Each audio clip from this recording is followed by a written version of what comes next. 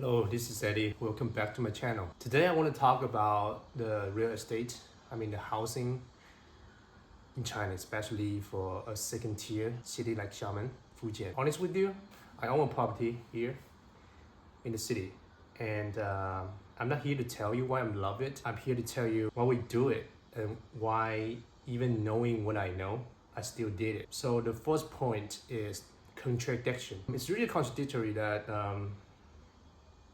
especially for the younger generation, the young people, um, think that this obsession, this buying house thing is irrational. But they still do it. They still have to do it because both things are true. Because we grew up as a personal that knowing that how important owning a property is, to our life, to our work, to our social status. Buying a house here in China is a lot of money, especially a city like Xiamen. For those of you who don't know, that Xiamen is the fourth expensive, cities in the whole China. So the top three is, Beijing, Shanghai, and Shenzhen. And then Xiamen follows, right? So Xiamen even is more expensive than Guangzhou, which is crazy. Of course, I'm not including Hong Kong because Hong Kong is SAR. So yeah, owning a property here is crazy expensive, and people would have to buy it. It's really, really a contradiction. So when it comes to my generation, it's even worse when it comes to the decision, because we know that it's no longer a good investment. Compared to those investment 10 years ago, but still culturally it's a good investment still, that because your family needs it, your parents needs it, your social status needs it, and your kids have to go to school. And yeah, this really important part in China. House is not just a house, right? So the point number two is that it wasn't a choice, it's the only door open. I'm talking about the money thing, financially. So for the past 20 years, investing in house is always the top one. Like you have the highest ROI, because for the stock market, it sucks. The Chinese stock market sucks for 10 or 20 years. 99% of people just lost in that game. And about the investment overseas, but China is kind of separated from the rest of the world. So we have 50K dollars annually. So you can't just get your money, even you have a good investment overseas. You have the money, but it's really, really difficult for us to, transfer that money back to China, or even outside. From China to overseas, it's the same thing, because we got restricted. So 50K US dollar cannot make a big impact on our life, right? And also you can do startup. You can start a business, and that's venture. So very few people did it. So or you can invest in bank, but normally the inflation rate always outperforms the bank interest. So that's not a smart decision make either. So yeah, the house, the good investment is always the number one assets that Chinese would buy. So a lot of Westerner foreigner would think that Chinese buying a house is for culturally.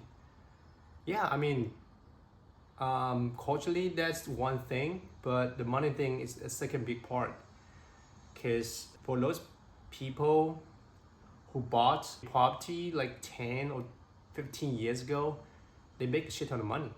Yeah, just buy your house in Xiamen. It's like 10x return financially, so that's crazy. It's even outperforms that you're selling drugs here in China. It was crazy. So yeah, that makes people think that still buying a house is good investment, but it really depends now. It really depends what city that you live, because China is so big and the economy is down. So I mean, yes, some cities still have the potential.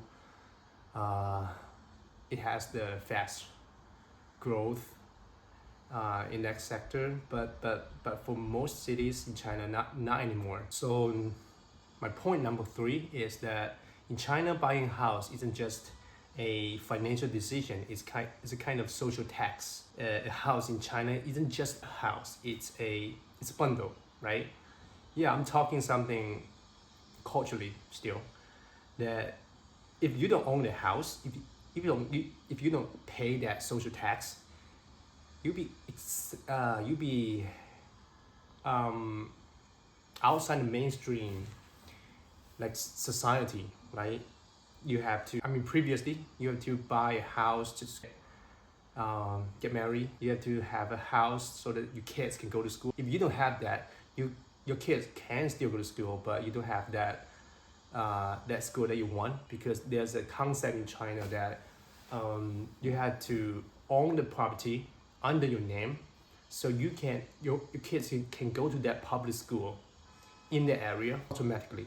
So if you don't, I mean, I'm talking about the public education, and for you guys, I think that's a kind of joke, right? Because it's still the public education, and you just compare that one school sucks to another school that sucks also, because it's still the public education. I mean, for the averaging people, you don't have the chance to go to the private school, and most people don't spend that kind of money because it's crazy expensive, right? So yeah, and it's all about the social status. I remember when I bought the house that I own, where I'm here right now, that people around you would just think differently about you, right? Because everybody knows that buying a house is not cheap, definitely here. So number 4 is what you guys see on the television or on the social media, that a lot of Chinese property obsession is ending. I mean, part of it's true. You see that a lot of ghost city.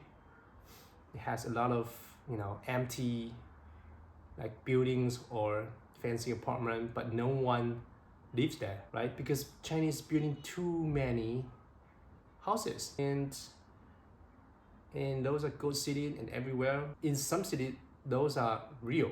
I'm telling you, those are real. But that's just part of it. It's just part of the Chinese real estate. I mean, housing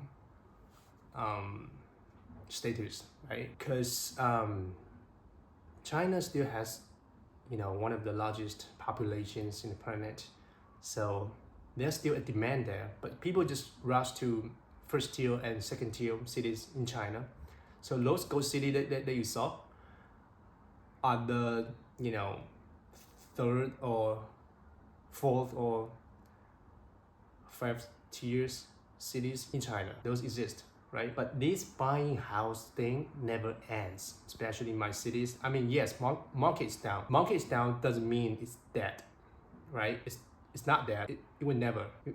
it will never be, because there's still a demand there that people can buy the house cheaper now. So still, I mean, the companies, some real estate companies still building new houses in the first or second tier, and they still make money. That's the reality, I'm telling you. So the next point, number 5, I'm going to share why I bought this house. So the first reason is that I mean, I didn't buy the house for, you know, investment. There's a good chance that the price of the house will go up, but it's just a home, right? It's just a home for my family. I'll never sell it. So no matter the price up and down, I'll never sell it, right? So those are the numbers that would never be cash out.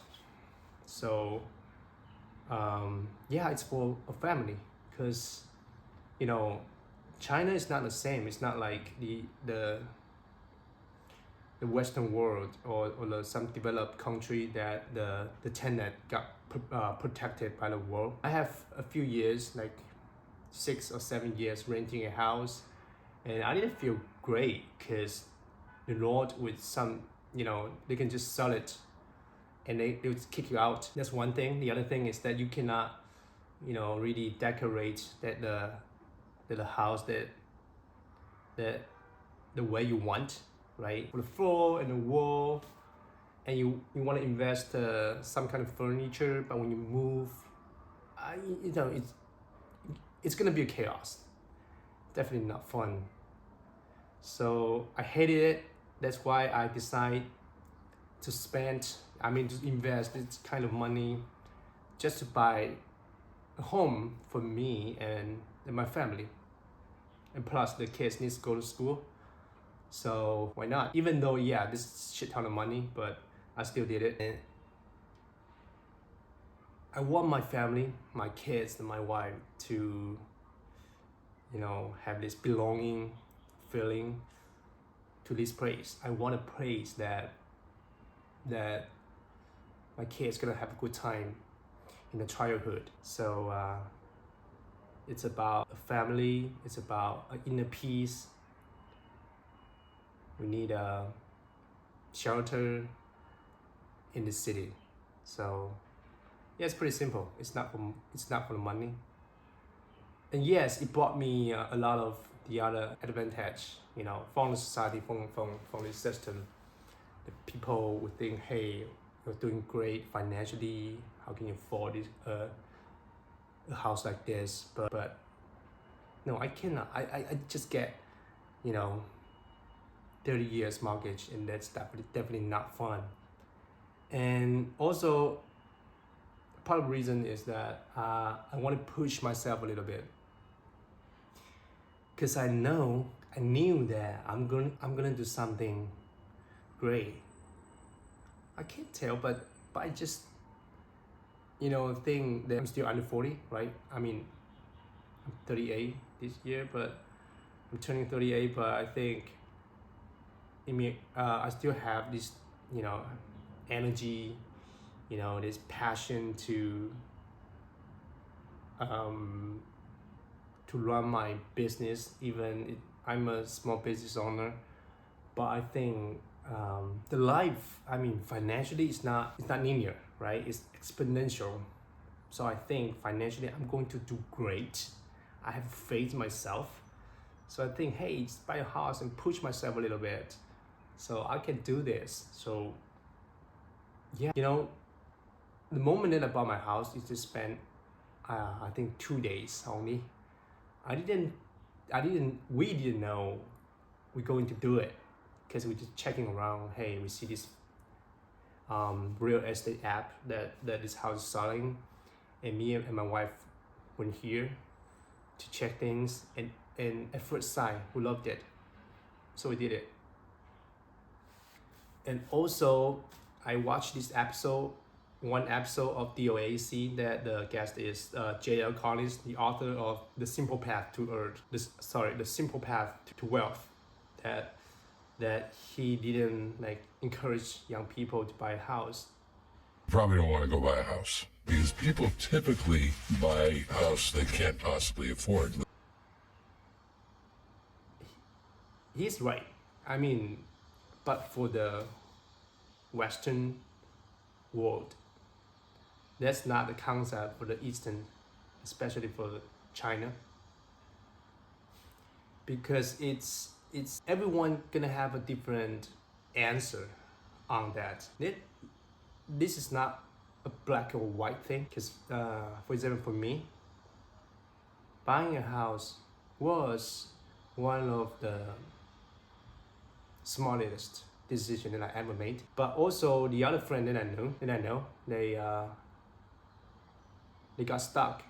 You know, some has to sell them because they got laid off. They did not do financially good, so they have to sell it. It sucks, I know. So yeah, it really depends. So the last point, number 6, I can remember. If you're a foreigner, if you wanna buy a house or for investment or anything, here's my little advice. So my answers don't, except that you're planning staying in China for 20 years, and even if you have kids, you're gonna send your kids to private school, right? So, and I don't think the price of house will keep going up because the economy is just like shit, and it's not the smartest decision. I mean, there were foreigners that 10 or 20 years back in Shanghai, they bought a house and they made a lot of money. Some of them, yeah, but not anymore in 2026. So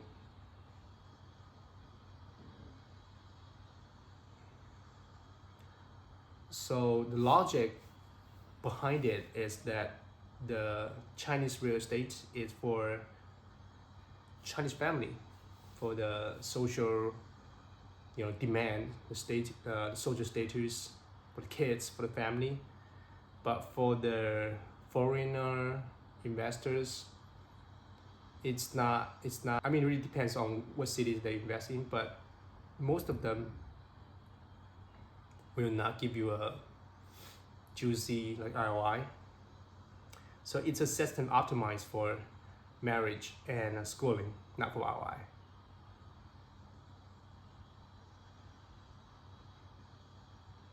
So yeah, that's the point that I want to share today. See you guys on the next one.